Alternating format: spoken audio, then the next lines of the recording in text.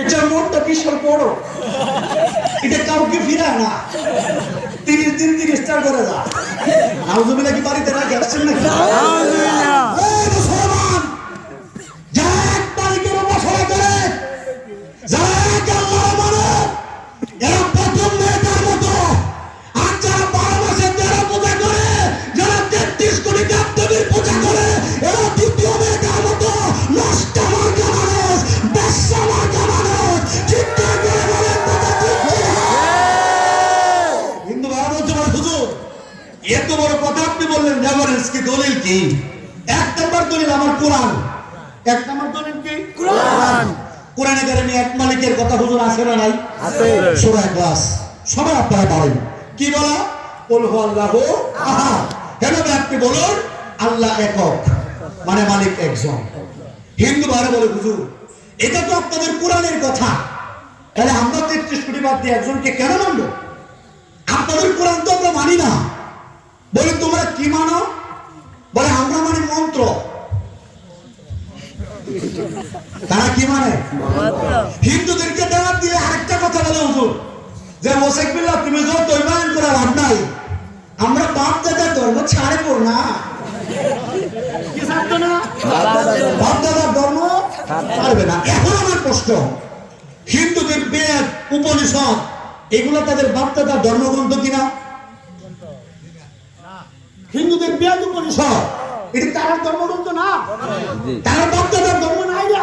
আচ্ছা, এখন আমার প্রশ্ন, কোরআন যারা আমরা মুসলমান, আমরা সবাই বিশ্বাস করি, মানি, কোরআনকে যদি অস্বীকার করি, তাহলে আমরা কি মুসলমান থাকবো না কাফের হয়ে যাবো?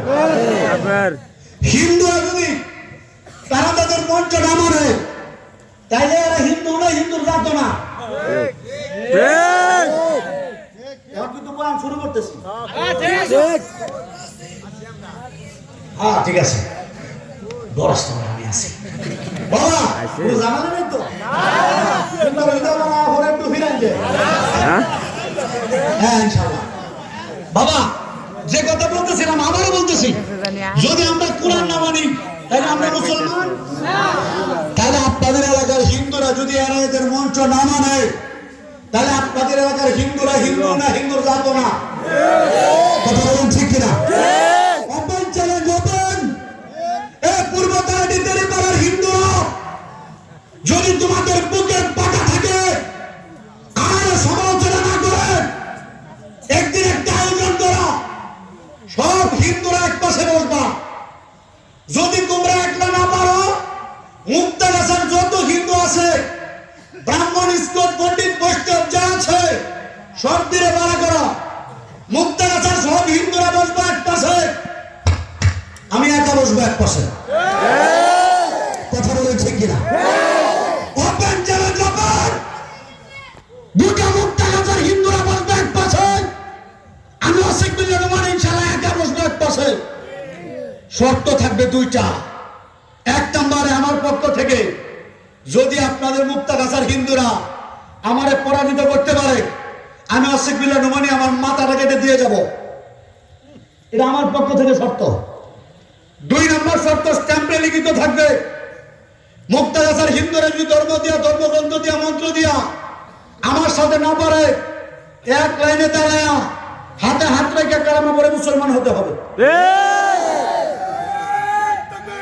আল্লাহু আকবার, আল্লাহু আকবার। আমরা জিন্দাবাদ, আমরা জিন্দাবাদ। আপনাদের মাধ্যমে আমি দাওয়াতটা পৌঁছাতে চাই হিন্দুদের কাছে। কোন গালিগালাজ না, কিচ্ছু না। মুক্তাগাছা থানার পুলিশ থাকবে, প্রত্যেকটা চ্যানেল থেকে লাইভ টেলিকাস্ট চলে। আমার প্রত্যেকটা যুব সমাজের এক একটা ফেসবুক আইডি থেকে লাইভে যাব। গোটা পৃথিবী তাকায় দেখবে, মুক্তাগাছার হিন্দুদের সাথে আমার ডিবেট হবে। যদি হিন্দুরা আমাদের পরাজিত করতে পারে, অজরে আমি আবার হিন্দুদের কাছে দিয়ে দেব। আর যদি না পারে, তো 14 গোষ্ঠী মিলে কালেমা পড়তে হবে আমাদের কাছে। যদি রাজি থাকে, মুক্তাগাছা যদি কম হয়ে যায়, আমি একটু পরিধি বাড়ায় দিলাম। গোটা ময়মনসিংহ বিভাগ সব হিন্দুরা একত্রিত হও। যদি তাও তোমাদের কম হয়, গোটা বাংলার যত হিন্দু আছো তোমরা একত্রিত হও। যদি তাও না পারো, ভারতের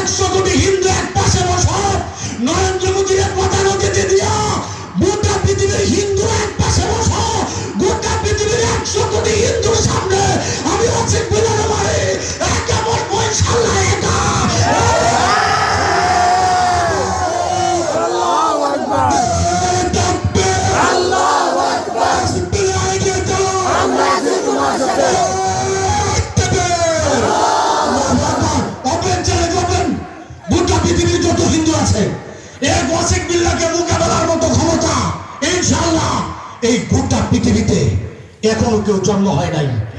উস্তাদরা তো অনেক উপরে, ওনাদেরকে কষ্ট দিতে চাই না। গোটা পৃথিবীর হিন্দুদের জন্য ইনশাআল্লাহ আমি একাই যথেষ্ট। ইনশাআল্লাহ গোটা পৃথিবীর হিন্দুরা একত্রিত হও, ইনশাআল্লাহ আমাকে এই ব্যাপারে পরাজিত করতে পারবে না, এটা আমার দৃঢ় বিশ্বাস আছে। যদি পারে মাথা কেটে দেবো, যদি না পারে কারণ আপনার মুসলমান হতে হবে।